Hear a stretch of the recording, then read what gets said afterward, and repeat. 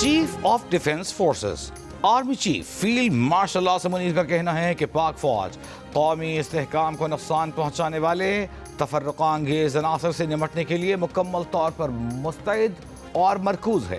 پاک فوج اندرونی و بیرونی چیلنجز انتہا پسند نظریات سے نمٹنے کے لیے تیار ہے۔ فیلڈ مارشل سید عاصم منیر کا گجرانوالہ اور سیالکوٹ گیرزنز کا دورہ، افسران اور جوانوں سے گفتگو میں کہا جدید جنگی ماحول میں پھرتی، درستی، مؤثر حالات سے آگاہی اور بر وقت فیصلہ سازی ناگزیر ہے۔ فیلڈ مارشل نے فیلڈ ٹریننگ ایکسرسائزز اور جدید سیمولیٹر ٹریننگ سہولت کا مشاہدہ کیا۔ افسران اور جوانوں کے بلند حوصلے اور قومی سلامتی کے لیے غیر متزلزل عزم کو سراہا۔ فارمیشن کی اعلیٰ پیشہ ورانہ معیار کی تعریف کی۔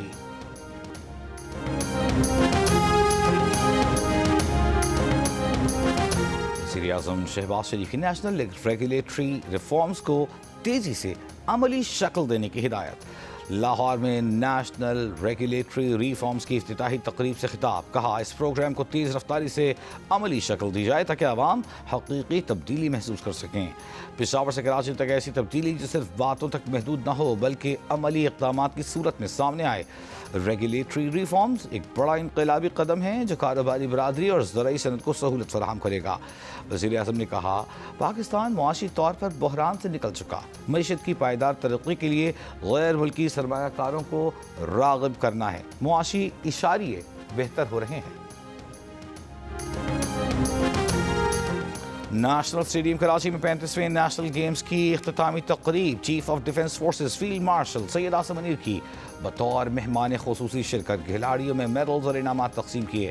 چیئرمین پیپلز پارٹی بلاول بھٹو زرداری اور وزیر اعلیٰ سندھ رادری شاہ بھی شریک۔ چیئرمین پیپلز پارٹی نے chief of defence forces field marshal Asim Munir کو سندھی ٹوپی اور اجرک کا تحفہ دیا۔ نیشنل گیمز میں پاکستان آرمی پہلے، وابڈا دوسرے جبکہ نیوی تیسرے نمبر پر رہے۔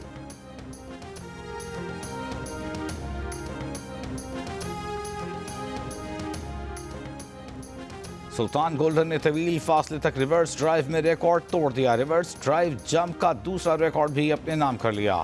سلطان گولڈن نے ریورس ڈرائیو میں مقررہ فاصلہ صرف 57 سیکنڈز میں طے کیا۔ اس سے قبل طویل فاصلے تک ریورس ڈرائیو کا ریکارڈ 1 منٹ 15 سیکنڈ کا تھا۔ سلطان گولڈن نے طویل فاصلے تک ریورس ڈرائیو میں مقررہ فاصلہ صرف 57 سیکنڈز میں طے کیا۔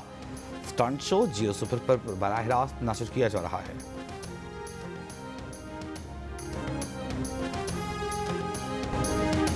آج بھی سازشی عناصر بانی پی ٹی آئی کو اقتدار میں لانے کی کوشش کر رہے ہیں۔ یہ سارے بیج فیض حمید نے بوئے۔ وزیر دفاع خواجہ آصف کا دعویٰ، فیض حمید بانی پی ٹی آئی پروجیکٹ کے انچارج تھے۔ 9 مئی فیض حمید کی منصوبہ بندی تھی، man power P T I نے فراہم کی۔ فیض حمید نے بطور کور کمانڈر بانی کی سہولت کاری کی۔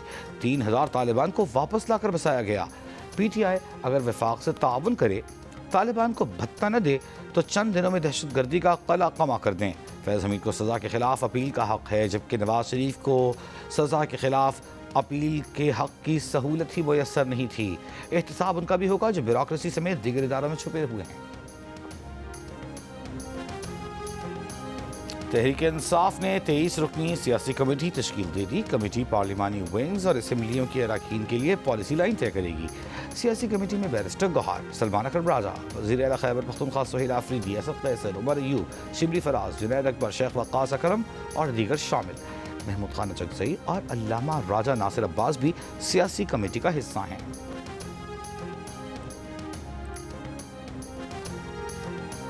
اسلام آباد میں کار کی ٹکر سے جاں بحق دونوں لڑکیوں کے ورثاء نے اللہ کے نام پر ملزم کو معاف کر دیا ہے۔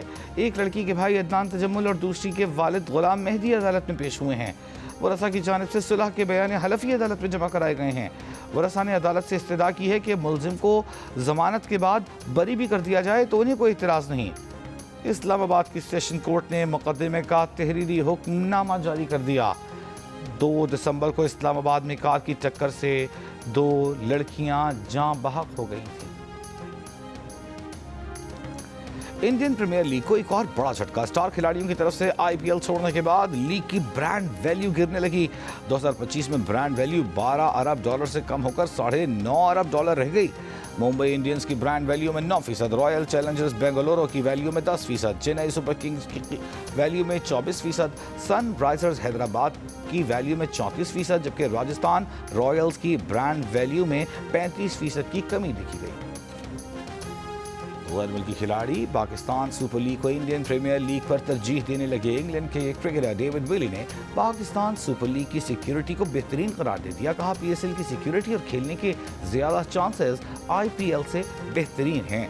दूसरी जानिब Faf du Plessis Moin Ali IPL छोड़कर पीएसएल खेलने का ऐलान कर चुके हैं। कोलकाता में स्टार फुटबॉलर मेसी के मुजस्समे की रूनुमाई की तकरीब हंगामा आराई और बेनज़मी का शिकार फुटबॉलर मेसी के जल्दी जाने और शाहरुख के ना आने पर भारतीय शायकीन नाराज। स्टेडियम में कुर्सियां चल गईं, तोड़ फोड़ कर दी। भारतीय मीडिया के मुताबिक मेसी सिर्फ 10 से 20 मिनट स्टेडियम में रुके। मेसी को तमाम लीडरों और वज़रा ने घेरे रखा। फैंस मेसी को देख ही ना सके।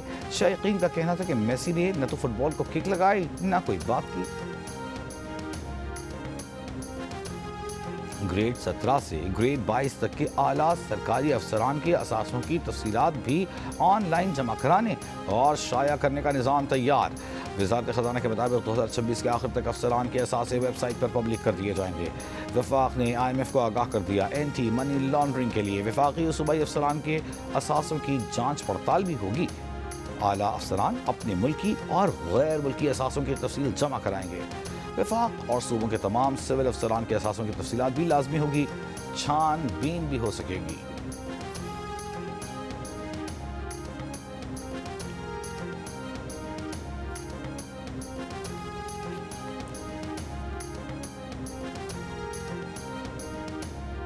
वज़ीर ख़ज़ाना मोहम्मद औरंगज़ेब का कहना है कि IMF ने सरकारी मुलाज़मीन के असासे सामने लाने का कहा है। ये इजाफी शर्त नहीं, अमली इक़दाम है। लाहौर में तकरीब से खिताब में कहा कि अगले साल का बजट FDR नहीं, पॉलिसी साज कमेटी बनाएगा। हर सेक्टर एक्सपोर्ट करे, हम खिदमत के लिए हाजिर हैं।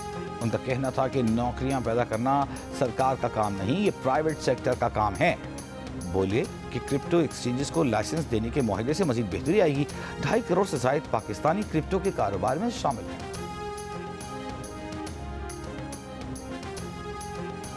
वज़ीर-ए-आज़म शहबाज शरीफ से बरतानिया की वज़ीर ममलिकत बराए बैनुल-अक़वामी तरक्की बैरोनेस जेनी चैपमैन की मुलाकात। बाहमी दिलचस्पी के उमूर बशमूल तरक्याती ताउन और मौसमियाती तब्दीली पर तबादले ख़याल। वज़ीर-ए-आज़म शहबाज शरीफ ने कहा, पाकिस्तान और बरतानिया के दरमियान मुश्तरका तारीख़, मजबूत इदाराजाती रवाबित और बाहमी एहतराम पर मबनी देरीना ताल्लुकात हैं। वज़ीर-ए-आज़म ने बरतानवी पाकिस्तानी तारिकीन वतन के मुतहरिक किरदार पर भी रोशनी डाली। FC हेडक्वार्टर्स पेशावर पर खुदकुश हमला करने वाले दहशतगर्द नेटवर्क की निशानदेही। तफ्तीशी हुकाम के मुताबिक खुदकुश हमलावरों का ताल्लुक कालादम दहशतगर्द तंजीम से है। खुदकुश हमलावरों ने पेशावर में चंद दिन क़याम किया, शहर के रास्तों से वाक़फियत हासिल की, खुदकुश जैकेट और रिहाइश फराहमी में खुदकुश बमबारों की सहूलतकारी की। रवां माह FC हेडक्वार्टर पर खुदकुश हमले में 3 पुलिस एहलकार शहीद हो गए थे।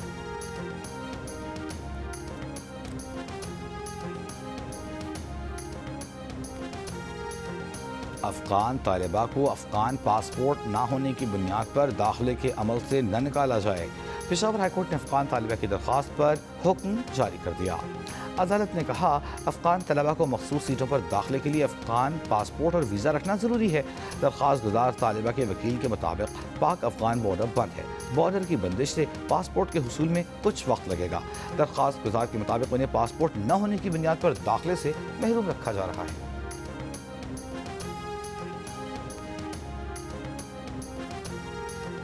रावलपिंडी के इलाके खयाबान सर सैयद में छुरियों के वार से सरेआम शहरी के कत्ल का मुकदमा दर्ज। पुलिस के मुताबिक मकतूल 15 रोज़ कबल हवेलियाँ से रावलपिंडी मजदूरी के लिए आया था। गुज़िश्ता रोज़ नामालूम अफराद ने छुरियों के वार करके कत्ल कर दिया। वाक़े की CCTV वीडियो सामने आई।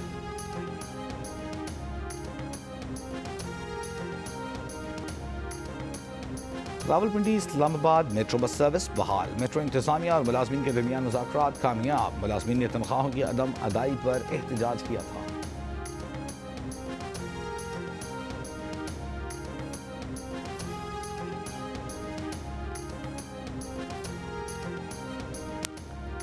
کراچی کے علاقے ڈیفنس فیز 5 میں بس کے بریک فیل ہونے پر خاتون نے جان بچانے کے لیے چھلانگ لگا دی. پولیس کے مطابق خاتون سر پر چوٹ لگنے سے جاں بحق ہو گئی. بریک فیل ہونے سے بس فٹ پاتھ پر چڑھ گئی. PS9 شکارپور میں ضمنی انتخاب کل ہوگا. انتخابی سامان کی ترسیل جاری. ضمنی انتخاب کے لیے 178 پولنگ سٹیشنز قائم. 70 پولنگ سٹیشنز حساس قرار. PS9 کی نشست آغاز سے راج درانی کے انتقال کے باعث خالی ہوئی.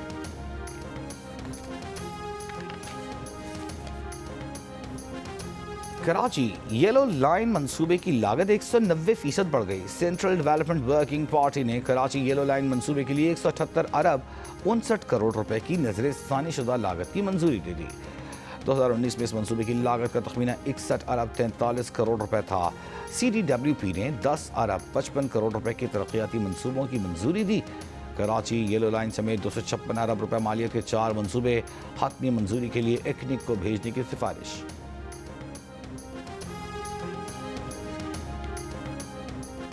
فرنٹیئر کور نارتھ بلوچستان اور کسٹمز کی کوئٹہ میں کارروائی. بڑی تعداد میں اسمگل شدہ سگریٹیں، چھالیاں اور چائے کی پتی برآمد. 10 ٹرک ضبط کر کے کسٹمز ویئر ہاؤس منتقل. ضبط شدہ اشیاء کی مالیت تقریباً 70 کروڑ روپے ہے. اسرائیلی پارلیمان نے مغربی کنارے میں 19 یہودی بستیوں کو قانونی حیثیت دے دی. فلسطینی اتھارٹی کی اسرائیلی فیصلے کی مذمت. اسرائیل کے نئے فیصلے کو فلسطین کی تباہی قرار دے دیا. کہا یہ فیصلہ ظاہر کرتا ہے کہ اسرائیل فلسطینی علاقوں پر مکمل قبضہ مستحکم کرنا چاہتا ہے. غزہ کے لیے عالمی استحکام فورس سے متعلق کانفرنس 16 دسمبر کو دوحہ میں ہوگی.